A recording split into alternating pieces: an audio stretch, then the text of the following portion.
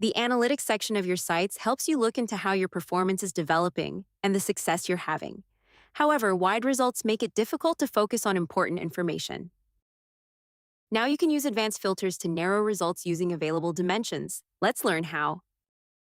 Head to the Analytics tab in the Sites section and select the funnel, website, or webinar you want to view.